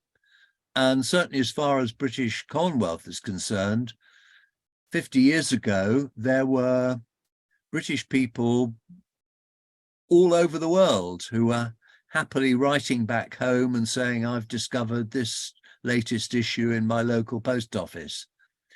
We're not getting that anymore. And we very often don't learn about a new stamp issue until it turns up either on the mail or on a certain Mr. Zirinsky's website. A website. Yeah, that's right. but that's why I'm just turning the spotlight around a little bit from all the classic material, because people think, oh well, it's all how many ballerinas can be dancing on the head of a pin. Sometimes it's we're getting in a lot of the weeds, but a lot of this is actually quite relevant, in terms of current stuff. I'm not talking about A's and B's and C's and shades. I'm talking about major stamps. It's like, and it's important that we keep the information coming in and update the new issues all the time, because if you ignore them for a few years, it'll be too late. So I'm very grateful for all your help, Steve. Oh, no, that's fine. Thank you. But thank you. But what I'm getting at is talking about, it's going back to the ivory tower. And that it's not just, let's look at the different shades. Don't take this the wrong way. The different shades of the penny blacks, for example, or the road head, the single frame heads of Rhodesia. But it's like, okay, it's the classic stuff, but it's also, what about the stamps that were issued 3 years ago in Papua New Guinea? The 21 Toyas.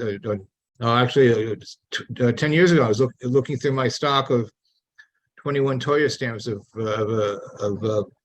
a butterfly as a moth, and suddenly I happened to go. I don't know why, I had nothing else to do that day, but I went through like 1,000 of them, and I discovered one with missing a perf aberration, significant one, or color changes that you see only when you look at piles of stamps. Oh, they're two different colors. No, the value is roughly the same, I would imagine, but there it is. It's different, and it's maybe the beginning of the printing run or a different printing run, or they who knows what they did. But anyway, but this is all things that, you know, it's not cataloged because there's no comment on it to begin with. And then, and you have to create you're creating the commentary as you go, because there's nothing there. It's a road untraveled. Yeah. So anyhow, I'm sorry, I went a little That's off. okay. Richard, you have a question. Steve, your talk on the road untraveled was actually really good, and I would encourage everyone to see that again on YouTube, because that was really enlightening. Richard. Yes, good evening. One comment that has just been made is that it's possible that some people might decide that auction catalogues take the place of catalogues produced by specialists.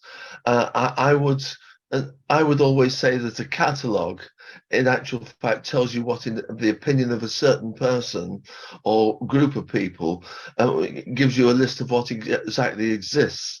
If you just go by an auction catalogue, you will never get that information. Yes, it's a fair comment. If you think about it, you know, all the major catalogues have been contributed to by hundreds, thousands of collectors, some specialists, some beginners, some enthusiasts over the years. They have all contributed small or large sections to the great philatelic knowledge. And you know, without all that help,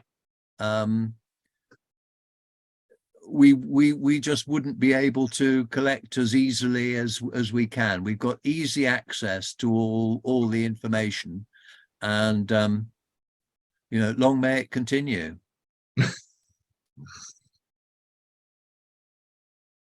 That was a very, very interesting talk. And I know it's late for you. What time is it there? Oh, it's getting on for 1 o'clock. Oh my. I must go to bed. At least I'm not in the middle of COVID like I was at the last one. I was really quite yes, shattered by the end of it. But yeah, I'm okay now. Yeah, well, I'm sure your wife will thank me afterwards. So. Yeah, probably. But thank you so much. Are there any other questions for you, or are we going to let them go to bed? There's a couple other people here that are in your neck of the woods and worse. Yeah. Thank you very much for your contributions. Yeah, it's been fun. I've enjoyed it. That's good. Thank you for all your points, and thanks for all the offers of help. Really great. That's good. Well, we'll continue this some other time. I think it'd be. I think I could talk you into a third one. We'll have to come up with some different topics, though. Need to find an excuse, but yeah, yes. I'm game. Now when he has a gap in his research, right? We'll convene a British Empire. We'll see. Wasn't there was a couple of things that you needed, right? Oh, I was wondering about the British Post Office in Crete.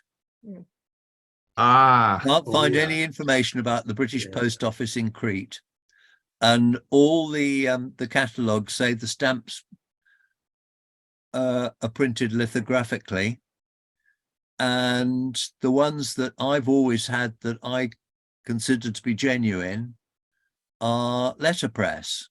Now, is the catalogue wrong, or have I got forgeries? It's the sort of area that, because there are only 5 stamps, nobody's bothered to study it. So, you know, as far as I know, there's no specialist publication. The best thing is the Robson Lowe Encyclopedia, which has 2 or 3 pages on the subject. I don't know of anywhere else, and our information agrees with him, but my stamps just look a bit different. Anyway, so if someone has the answer, I'm sure there are lots of other things like that. If anyone has the answer to that, when you give it to you, I'd be grateful. We'll buy a drink at Boston 2016. How's that? Yes. Yeah. I'll be broke by the time I get there after this for all the drinks. Yeah. We'll have fun anyway. Yeah. Well, any other questions? Michael, you didn't say anything tonight. It's been quiet. I'll unmute you. I have my opinions about the color schemes. I have no idea why people like Gibbons and Michel and all the others invented their own schemes when there's a perfectly good Pantone scheme out there, albeit, I must admit, albeit their numbers are copyright and you just can't quote them. But as a color scheme, it's by far and away the best as far as I'm concerned. However, they don't match with Gibbons or any of the others. So I think all the rest of you are wrong. The Pantone scheme is the one to follow. And we're proud of it. Oh, good. Yeah, Imagine how boring the catalog descriptions will be. Like, Well, as I said it's at in an Pantone earlier 3-4. meeting, the whole problem is this propensity for collectors to see there is a line in my catalog that says this stamp exists in olive green and I must have an olive green stamp. Oh, you mean you're talking It's about black and white versus gray? That's the tail wagging the dog. That's exactly. great. Look. We should have urged Perkins, Bacons, and the others to start printing in Pantone in the 19th century. Then it would have been easy. That's But right. they didn't. Except that Pantone didn't actually exist until 1962. Sometime then. That's a minor point. And even in printing industry, there are competing color Zirinsky, systems you're an around. architect, not an artist. What do you know about it? Ah, bloody hell, Michael. Okay. Great talk, guys. Very interesting. And I wish you all luck in your future endeavors. Thanks Good very to see you, much. Michael. It's good. Thanks for speaking It's up. been a very good evening. Thank you, Steve, and thank you, Hugh, for a really entertaining couple of hours. Really good. Thank you. Thank you. Bye, folks. All right, take care. And thank you all for joining us. It was really nice. We enjoy putting these on, and I hope you find them as interesting as we do. Thank you. Good morning, everybody. Good morning. Good Oh, morning. golly. In India is the morning. Well, thank you so much. Do you guys use mostly Gibbons over for your Indian stamps?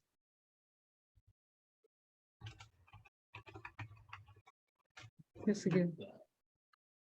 I think just about everybody uses Stanley Gibbons. Stanley Gibbons is really considered the Bible when it comes to India and Indian states, whether it's collectors in India or anywhere else in the world. Yeah, that's what we found. There's really no other catalog that comes remotely close. And just to put in a distasteful commercial plug, the Stanley Gibbons India catalogue will be published very shortly. I'm well aware. That's right. I'm anxiously await its arrival. Okay, well, it should be any day now, Sandeep. Oh, beautiful. Oh, good. We'll have to buy another catalog. Oh, yes. How often does the India catalog get revisited? I think this is the first one since 2016. So that's a while. It's been a while. I mean, COVID did mess us up a bit. Normally, I think we would be out every about four or 5 years. Okay. Hugh, would you like me to send you scans of the quota exhibit? That would be very kind. Starting point. Yes. Be happy to. Thank you very much, Sandeep. Sure.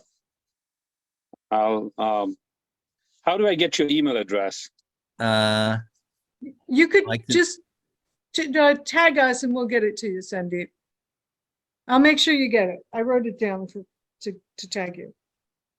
Okay. I'll make sure. Yeah. I think or at the end of the, or you could use the regular one, right? yeah, at the end of this program, don't you put our email addresses on at the end? No, only yours because you wanted it. Oh, really? I normally don't. So a lot of times our speakers remember. like to be private and they don't like everybody.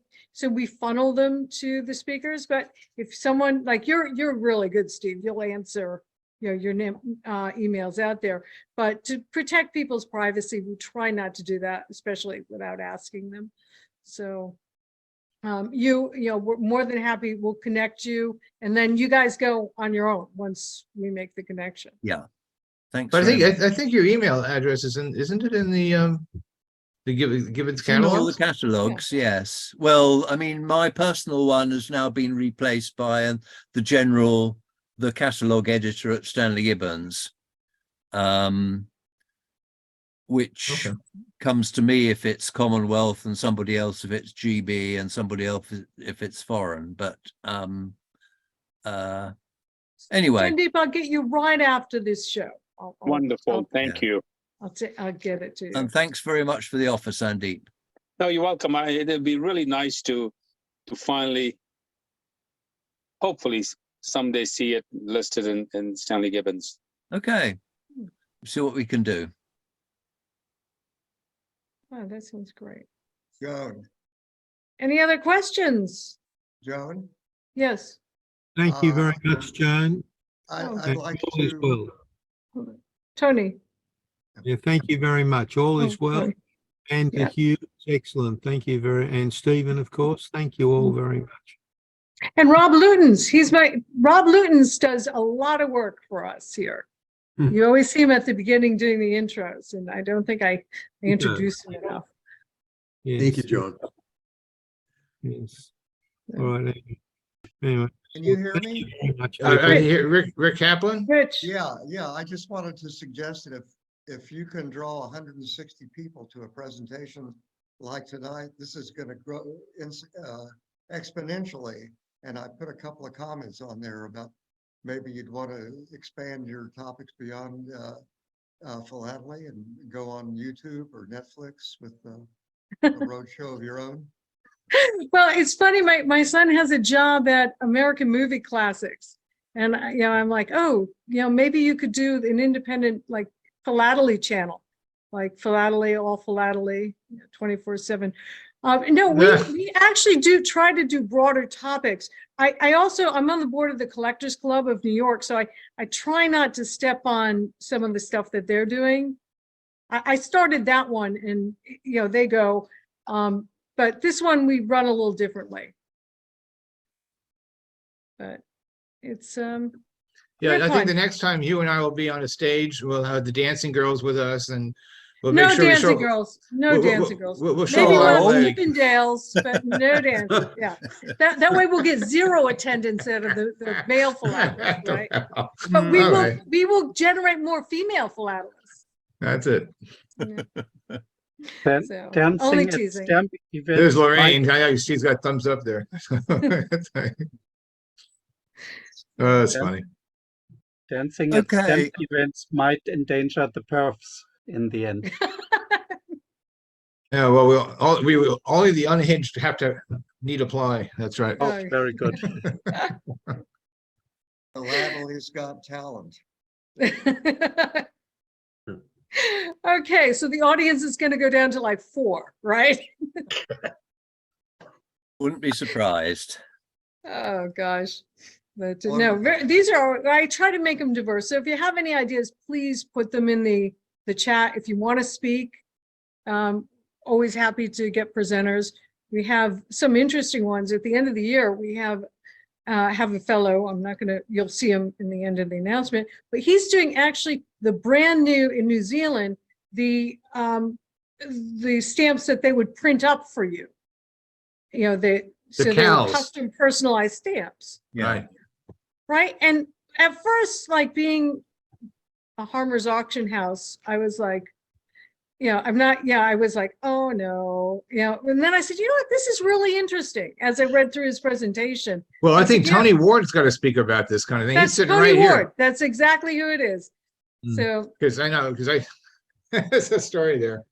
yeah. So I thought, what, this would be really interesting because it's not the class. We also had Bob Scott do your British Magenta, the British Guiana. So quite a juxtaposition. But you know what? I think that's what philately is about, is to connect all those dots. And you don't have to spend several $1 million, which you can't buy a piece of here in the United States. For Stephen, with your revenue collection, there is one of those peace stamps which has got the 100-pound Western Samoa arms on it, which is just a rather rare stamp. Oh, the peace stamp is rare. The 100-pound stamp is common. I understand the 100-pounder is common, but the peace stamp is rare, right? Well, there's only one. It's only one of the genuine ones, and it's a mint one, believe it or not. I know, and I know what's his name has it in London somewhere. That's right. Yeah, Paul. Yeah. But I know I think there's 50 or so of the peace stamps, but they're all gone. Oh well, I would be interested. I got some of the other ones. Yeah. I'm going to just. That's a good conversation with Hugh. I wanted to ask a question about peace stamps and personalized stamps from Papua New Guinea. Those are not stamps that you list, right? Really, because it's too difficult. I know Scott has problems with it. Yeah, it's got to be. I think generally speaking, they need to sell at face value, and the personalized stamps generally sell for in excess of face value, because obviously that's not the New Guinea business that they're in. Not the New Guinea stuff. The interesting thing is, and the reason I bring it up, and I know Scott Catalog doesn't want to list them, they said because it opens a Pandora's box. It can be almost any design on it. But when you look at the mail that goes through a country, just the local mail you can find in Papua New Guinea, they have this machine right there in the post office, and it just cranks out this stuff, and they use it. It's used all over the place, and the designs change and this and that, and it breaks down, and it has errors, and so on and so forth. And but because to me, if I'm in the country and I got a big pile of commercial mail, and I look at the envelopes and half those stamps don't show up in the catalog, you start wondering, okay, the catalog's not doing the proper service. Yes, and I've done a catalog of the Papua New Guinea personalized stamps, and as Tony can tell you, there's over 1,000. I think we're probably at 1,200 now. Different stamps. It's like there is a huge number of them. Yeah. Very collectible too, I might add. I mean, it would be nice if I could get myself organized to put them into into an order, but there's a huge number of them, And I have an online catalog, which anyone is welcome to. If anybody wants, I can just email me. But it's as much as I put on it, there's more out there. And sometimes it's just varieties, but so I'm just curious. I don't know if Gibbons is really. I think it's a hard thing to tackle. Well, there are clearly practical difficulties trying to keep up to date with them coming out, and in most cases, if we check back to the basic criteria for listing, so issued by government, valid for postage, sold at face value, those are the three basic criteria. And if they meet those criteria, then there should at least be some sort of comment in there, even if it's only there are thousands of these and it's just too difficult to list them. But if they meet the criteria, then we should at least recognize them. But setting prices on every different one is clearly out of no, that's yeah. Might as well catalog snowflakes. Exactly. What were you going to say, Tony? Stephen, the recent ones where there was the New Guinea ones with the errors in the overprints that occurred, of which there was about a dozen different varieties. rough figures. I'm assuming that they will be listed. Oh, which overprints? I'm sorry. The ones that were a couple of years ago, 2 years ago. Yeah. Oh, with the with the slash through it that was missing and moved around in the okay. I would assume that they would be listed. Oh, they're not listed? I don't know. I haven't checked. I didn't. I thought they were common enough. I didn't bother. I don't think I brought them to Hugh's attention. I don't think they're very common at all. Oh, some of them. Well, true. Well, you know the ones that that David has. I mean, that is, they're not really very common at all. Matter of fact, it'd be nice to be able to get some more, just for the sake of accumulation, of course. But they're, they were actually issued by the post office, and right, and they were gone before anybody knew about them. You're talking about we'll carry this conversation on, I think, privately, because I'm sure it may bore everybody else. I don't know, but I got some of them used on cover, I think, which I thought was the hard part. Commercially used. So anyway, Hugh's falling asleep on us. I was going to say, when I come to work on the next edition of Western Pacific, which is the one that would include modern Papua New Guinea, then I will obviously need to look at all the information and decide what to do then. That's fair enough. Are you talking about these personalized stamps that any Tom, Dick, and Harry can have made by the post office? 25 at a minimum order? Like, to put them in a catalog, you're opening up a real can of worms. That would clearly be impractical. Well, the way I think of it is this: if it's done by a business or an NGO or the government, there's a legitimate. But if it's done like, say, I go out and I sometimes do it myself just for fun. I send postcards out with my family on it. But if I'm doing a personalized stamp that I go out and do, that I don't count.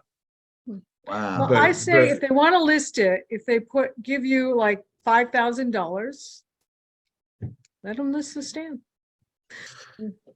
But, thank you so much. I don't mean to push you away, but I know your wife is going to yell at you for staying up so late. Yeah, probably. So, but You've been asleep for situation 3 normal. hours.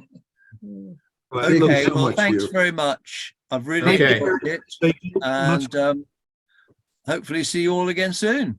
oh yeah, Good chatting, Hugh. anytime. Cheers. Thank you. Goodbye. Thank you.